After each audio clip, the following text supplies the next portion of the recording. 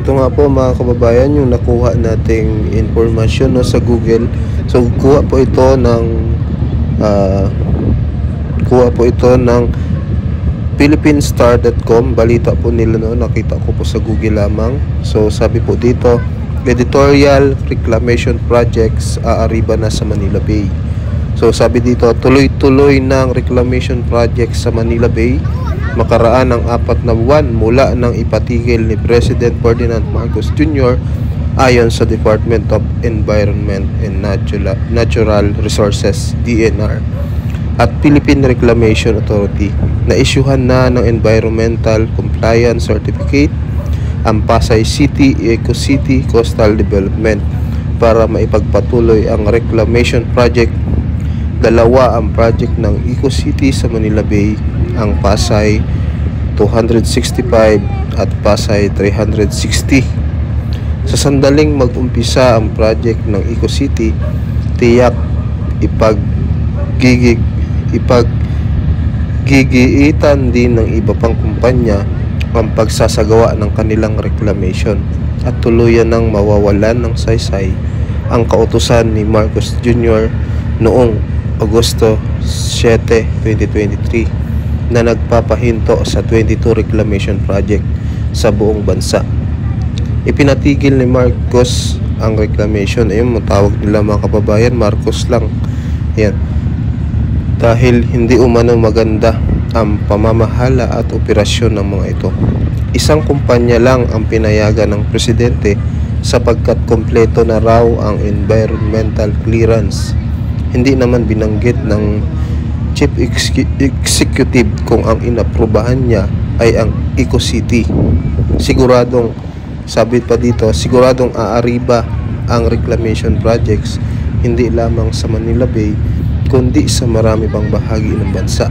Dahil sa pagbibigay ng permiso sa Eco City, wala namang ngipin ang DENR para mapigilan ang mga kumpanya. Isa pa rin sa dahilan ay wala namang inilabas na executive order si Marcos Jr. Yan ang sabi ng mga kababayan, binabasa ko lang to.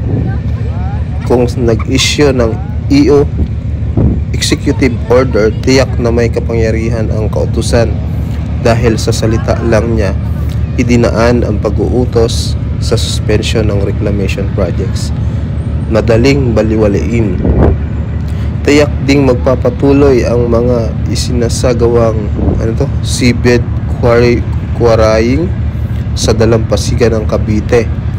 Ang dredging operation sa nasabing probinsya ang dahilan para maapektuhan ang pinagkukunan ng ikinabubuhay ng mga mangingisda. Sabi ng Pambansang Lakas ng Kilusang Mamamalakaya ng Pilipinas. Pamalakaya, marami silang nakitang dredging vessels sa Rosario, Novelita, Tansa at Naik na nagpapatunay na ang kautusan sa pagpapatigil sa reclamation projects ay walang silbi. Ang dredging operation ay nakaapekto sa kabuhayan ng mga mangingisda na umaasa sa Manila Bay.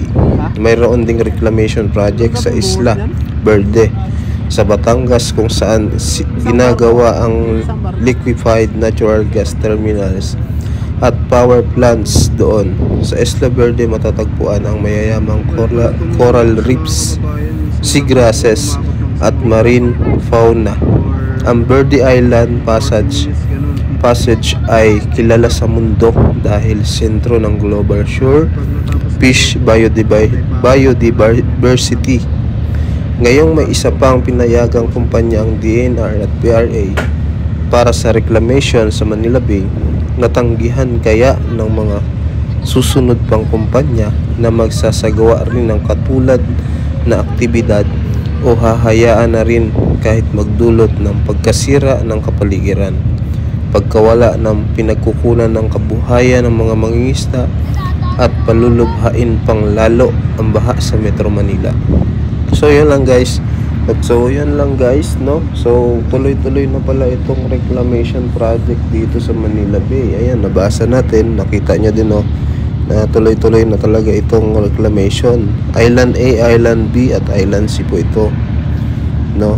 Matapos ang 4 na buwan na pagsuspinde ay tuloy-tuloy na ulit mga kababayan. So yun lang naman mga kababayan, no? So, nakita ko lang naman ito. So siguro totoo ito kasi ano to balita mismo ng PhilippineStar.com mga kababayan.